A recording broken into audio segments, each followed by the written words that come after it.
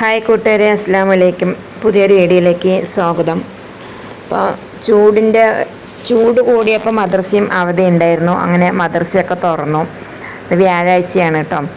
കുട്ടികൾ ഞാൻ പകുതി വഴി വരെ കൊണ്ടാക്കാൻ പോവുകയാണ്. ഇപ്പോൾ റോഡ് തന്നെയാണ്, ഫുൾ റോട്ടിൽ കൂടെ പോയാൽ മതി. എങ്കിലും അത് രാവിലെ സമയത്ത് നായ്ക്കളൊക്കെ ഉണ്ടെങ്കിലോ എന്ന് കരുതിയിട്ട് കേട്ടോ.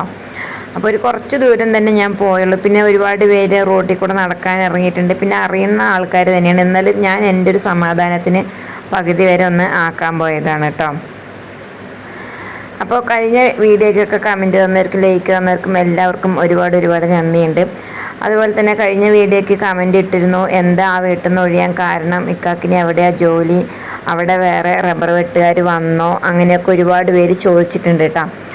അപ്പോൾ അതുപോലെ എൻ്റെ വാട്സപ്പ് ഫ്രണ്ട്സുമാർക്കും അതേ സംശയങ്ങളൊക്കെ ഉണ്ട് കേട്ടോ. അപ്പോൾ അതൊക്കെ ഇതിൽ പറയാമെന്ന് വെച്ചിട്ടാണ് ഞാൻ. അപ്പോൾ ഞാൻ അടുപ്പൊക്കെ കത്തിച്ചു. പിന്നെ ചപ്പാത്തിക്ക് മാവ് കുഴച്ച് വെച്ചിട്ടുണ്ട്, മുട്ടക്കറിയൊക്കെ വെക്കാനാണ് കേട്ടോ. അപ്പോൾ അതിൻ്റെ കൂടെ തന്നെ ഇതും പറയാമെന്ന് കരുതിയിട്ടാണ്. അപ്പം ഞങ്ങൾ അവിടെ നിന്ന് ഒഴിയാൻ കാരണം എന്ന് വെച്ചാൽ മെയിനായിട്ട് മക്കൾക്ക് സ്കൂളിലും മദ്രസയിലും പോകാനുള്ള ബുദ്ധിമുട്ടാണ്. അപ്പോൾ മോൾക്ക് ഇനി 4ാം ക്ലാസ്സാണ്, രാത്രിയിലാകും മദ്രസ. അപ്പോൾ രാത്രിയിലൊക്കെ ഒന്നും പോക്ക് വരവൊന്നും അധികം നടക്കില്ല, കാരണം മഴയുള്ള സമയത്തും ബുദ്ധിമുട്ടാവും. പിന്നെ ഇക്ക ചിലപ്പോൾ പെട്ടെന്ന് ചില സമയത്ത് രാത്രി പട്ടാമ്പി എവിടെയെങ്കിലും പോയാൽ ചിലപ്പോൾ വരാൻ കുറച്ച് താമസിക്കും.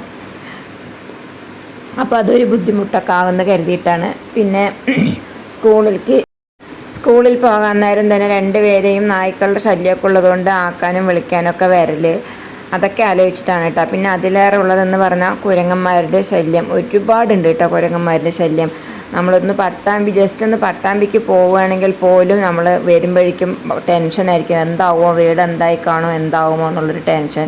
അതുപോലെ തന്നെ നമുക്ക് അങ്ങോട്ടും ഇങ്ങോട്ടും തിരിയാനും അറിയാനൊന്നും പറ്റില്ല കേട്ടോ.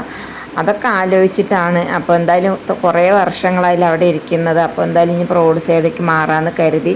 പിന്നെ നമ്മളിപ്പോൾ ആ മുതലാളിൻ്റെ അടുത്തല്ല കേട്ടോ നമ്മൾ വർക്ക് ചെയ്യുന്നത്, വെട്ടുന്നത്. നമ്മൾ അവിടെ നിന്ന് മാറി ഇപ്പോൾ വേറൊരു മുതലാളിൻ്റെ അടുത്താണ് നമുക്ക് വർക്ക് കിട്ടിയിട്ടുള്ളത്. പക്ഷെ അവിടെ നമുക്കിങ്ങനെ ക്വാർട്ടേഴ്സൊന്നും ഇല്ല. അങ്ങനെ ഉണ്ടെങ്കിൽ അതും സൗകര്യക്കുറവാണ്. അതുകൊണ്ട് തന്നെ നമ്മളുടെ സൗകര്യത്തിന് സ്കൂളിൽ മദ്രസയ്ക്കും പിന്നെ ചെറിയ കുട്ടിയും കൊണ്ടൊക്കെ ഇരിക്കുകയല്ലേ. അപ്പോൾ അതിൻ്റെ സൗകര്യത്തിനൊക്കെ നോക്കിയിട്ടാണ് നമ്മളിപ്പോൾ റോഡ് സൈഡ് തന്നെ ഒരു വീടൊക്കെ വാടകയ്ക്ക് എടുത്തിട്ട് ഇരിക്കുന്നത് കേട്ടോ. അപ്പോൾ എൻ്റെ ഒരുപാട് കൂട്ടുകാർക്കൊക്കെ സംശയം ഉണ്ടാകും, എന്താ അവിടെ നിന്ന് മാറി അവിടെ തന്നെയാണോ വെട്ടുന്നത് എന്നൊക്കെ ചോദിച്ചിട്ട്. അപ്പോൾ പിന്നെ അവിടെ ആ പുതിയ വെട്ടുകാർ വന്നോ എന്നുള്ളതിനെ കുറിച്ചൊന്നും നമുക്ക് വലിയ അറിവൊന്നും ഇല്ല. ഇനി ഉണ്ടെങ്കിൽ നമ്മൾ ഈ നാട്ടിൽ തന്നെയാണല്ലോ ഉണ്ടെങ്കിൽ നമുക്ക് അറിയാൻ പറ്റിയിരിക്കും. പക്ഷേ ഇതുവരെ നമുക്ക് അതിനെക്കുറിച്ചിട്ട് അറിവൊന്നുമില്ല. നമുക്ക് അങ്ങനെ അങ്ങോട്ട് ഒരു ദിവസം പോയി ജസ്റ്റ് ഒന്ന് അവിടെയൊക്കെ ഒന്ന് പോയി കണ്ടു വന്നു, അത്ര തന്നെ കേട്ടോ. ഞാൻ അവിടെ ഒരു അമ്മനെ കാണാൻ പോയപ്പോൾ അവിടെ ഒന്ന് കണ്ടതാണ്.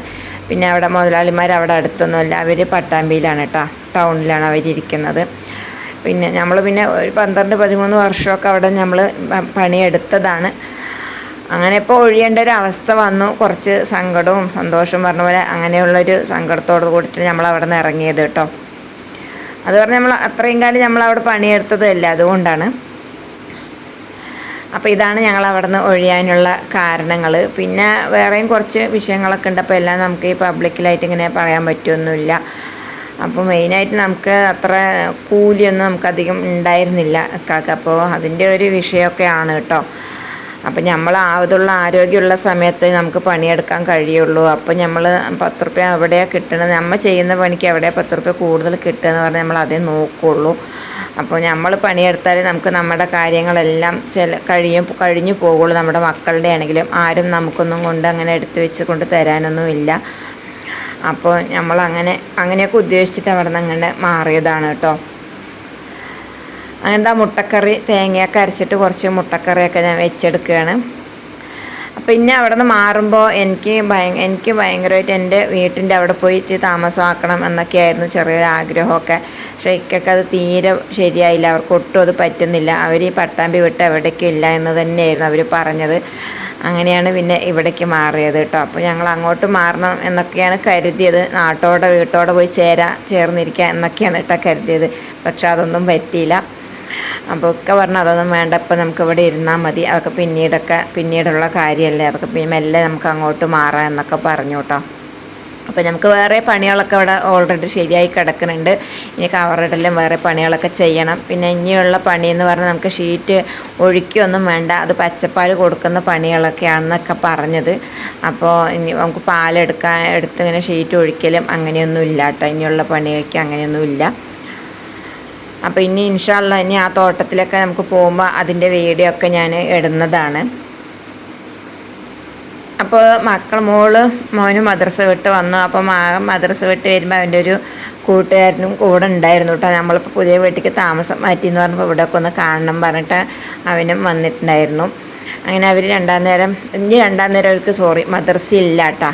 അവർക്ക് രാവിലെ 6:30 മുതൽ 8:30 വരെയാണ് കേട്ടോ മദ്രസ. മോൾക്ക് വന്നിട്ട് 6:30 മുതൽ 9 മണി വരെയും.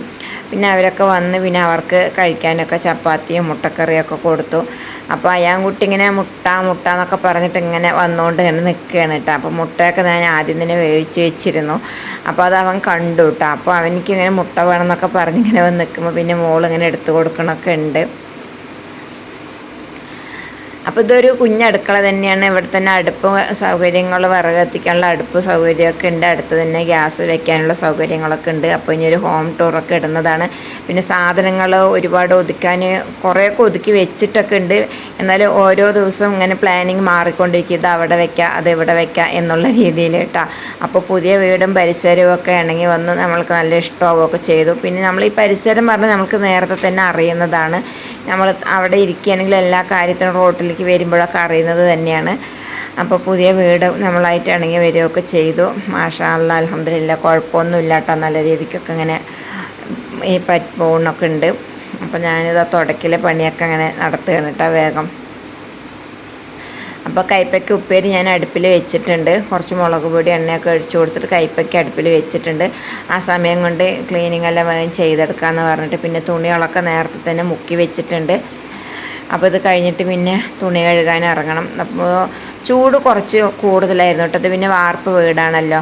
നമ്മൾ ചുറ്റും ജനലൊക്കെ രാത്രി അടച്ചു കഴിഞ്ഞാൽ കാറ്റൊന്നും അധികം കിടക്കില്ല. ഈ ഫാൻ കാറ്റ് മാത്രമുള്ളത് കൊണ്ട് ചൂട് കുറച്ച് കൂടുതലാണ്. പക്ഷേ ഇപ്പോൾ ഈ വോയിസ് കൊടുക്കുന്ന സമയത്തൊന്നും അധികം ചൂടില്ല. കാരണം 1-2 മഴയൊക്കെ പെയ്തപ്പോൾ നല്ലപോലെ തണുപ്പായി തുടങ്ങിയിട്ട് അപ്പോൾ അധികം ചൂടൊന്നുമില്ല. പിന്നെ വാഷിംഗ് മെഷീൻ സെറ്റ് ചെയ്തിട്ടില്ല. സെറ്റ് ചെയ്യുക പറഞ്ഞാൽ അതിൻ്റെ വേസ്റ്റ് വെള്ളം പോണ പൈപ്പ് നീളം പോരാട്ടോ. അപ്പോൾ അവിടെ നമുക്ക് കറക്റ്റായിരുന്നു വെച്ചത്. അപ്പോൾ ഇവിടെ വെച്ചപ്പോൾ വെളിയിലേക്ക് അധികം നീളമില്ല. അപ്പോൾ അതൊക്കെ പിന്നെ നമുക്ക് മേടിച്ച് റെഡിയാക്കാം എന്ന് പറഞ്ഞിട്ടുണ്ട്. അപ്പോൾ ഞാനിപ്പോൾ തുണി കല്ലിൽ തന്നെയാണ് കഴുകുന്നത്. അവിടെ ആണെങ്കിൽ ഞാൻ അധികം തുണി കല്ലിൽ തന്നെയാണ് കേട്ടോ കഴുകുക. മെഷീനിൽ അധികം തുണിയൊന്നും ഇടാറൊന്നുമില്ല. അപ്പോൾ ഇവിടെ ലൈൻ വെള്ളമൊക്കെ മുൻഭാഗത്ത് വരുന്നുണ്ട്. പിന്നെ ഉമ്മർ തന്നെ അലക്കുകല്ലൊക്കെ സെറ്റ് ചെയ്ത് നേരത്തെ തന്നെ വെച്ചിട്ടുണ്ട് കേട്ടോ. അപ്പോൾ തുണി കഴുകലൊക്കെ മുൻഭാഗത്ത് തന്നെ പെട്ടെന്ന് ഞാൻ കഴിച്ചു വയ്ക്കും. അപ്പോൾ ഇത്രയും നേരം എൻ്റെ വീഡിയോ കണ്ട് സഹകരിച്ച എൻ്റെ എല്ലാ കൂട്ടുകാർക്കും ഒരുപാട് നന്ദിയുണ്ട്. അപ്പോൾ ഇനി നല്ലൊരു വീഡിയോ ആയിട്ട് നമുക്ക് വീണ്ടും കാണാം. അങ്ങനെ തലേ ദിവസത്തെ കുറച്ച് കിഴങ്ങ് മെഴുക്ക് വരട്ടിയും പിന്നെ കൈപ്പയ്ക്കുപ്പേരിയും രസവും അതൊക്കെയാണ് കേട്ടോ. അപ്പോൾ ഇന്നത്തെ ഉച്ചയൂണ്. അപ്പോൾ അതൊക്കെ കൂട്ടി ഫുഡൊക്കെ കഴിക്കുകയാണ്. നല്ലൊരു വീഡിയോ ആയിട്ട് നാളെ വരാം. അസ്സലാമു അലൈക്കും.